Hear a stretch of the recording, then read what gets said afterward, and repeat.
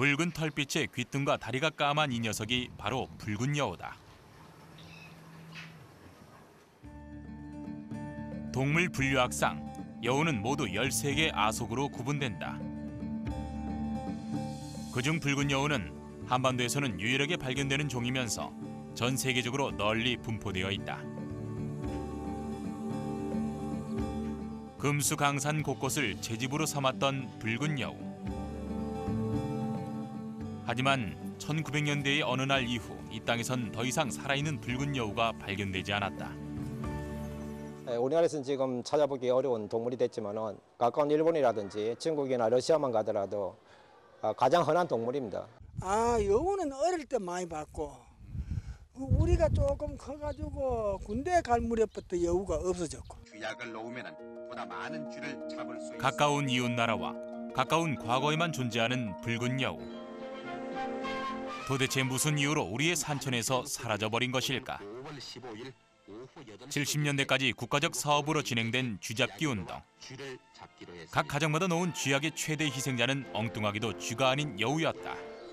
시대별로 좀 차이가 있는데요. 60년대, 70년대에는 쥐를 잡기 위해서 썼던 살수질환 쥐약에 의해서 2차 감염에 의해서 상당히 개체수가 줄어들었고요. 그다음에 80년대 들어와가지고는 닭을 훔치기 위해서 들어왔다가 포획됨으로써 개체수가 감소되고 80년대 말부터 90년대 들어와서는 도로가 생기고 서식지가 환경이 변하면서 산업화 이후까지 여우는 가장 만만한 사냥감이었다. 인간의 생존이 아닌 귀족들의 유흥과 멋진 털가죽을 위해 희생된 것이다. 오랫동안 사람들은 인간을 해치는 동물이라며 별 죄책감 없이 여우를 퇴치해왔지만 사실 그것은 무지를 가장한 변명일 뿐이었다. 한 번이라도 여우를 본 사람이라면 알겠지만 녀석들은 작고 약하며 겁 많은 동물일 뿐이다. 구전 동화에서 보면 여우가 꼬리가 9개 달린 구미호로 변신해서 사람을 해친다 그런 게 많이 나오는데요. 실제 여우의 크기를 보면 보통 체중이 4에서 5kg 그 정도 몸무게면 집에서 키우는 시추나 발바리 정도의 그런 몸무게보다 약간 더 나가는 거거든요. 우리나라에서는 지난 70년대 이후 관찰되지 않아 멸종된 것으로 추정됐던 토종 야생여우의 사체가 강원도 인가 부근의 한 야산에서 발견돼 학계에 비상한 관심을 끌고 있습니다. 싸늘하게 식은 짐승의 사체. 하지만 우리에겐 참으로 반갑고 귀한 유물이었다. 드디어 이 땅에서 다시 토종여우를 복원할 실마리를 찾게 된 것이다. 복원 방법에는 선택의 여지가 없었다. 우리 땅에 살아있는 여우가 없으니 외국에서 같은 종을 들여오는 것이 유일한 방법. 죽은 여우로부터 채취한 유전자 샘플이 토종여우를 판별하는 기준이 됐다.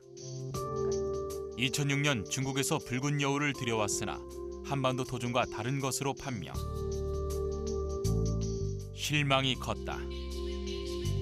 2년 후 이번에는 북한에서 다시 15마리를 들여왔다. 새로 2008년에 들어온 여우 11마리에 대해서 다시 이제 유전자 분석을 실시를 했는데요. 지금 이 새로 들어온 개체들 같은 경우는 전형적인 이제 한국에서 발견된 토종 여우의 유전자 분지를 가지고 있었고요. 2009년 5월 5일 서울 대공원에서 3마리의 붉은 여우 새끼가 태어났다. 무려 30여 년 만에 이 땅에서 토종 여우의 자연 번식이 이루어진 것이다. 더없이 획기적인 일이었지만 여우 복원 사업은 겨우 출발선에 섰을 뿐이다. 진정한 복원을 위해서는 종의 다양성을 확보하며 여우가 야생으로 귀환하도록 해야 한다.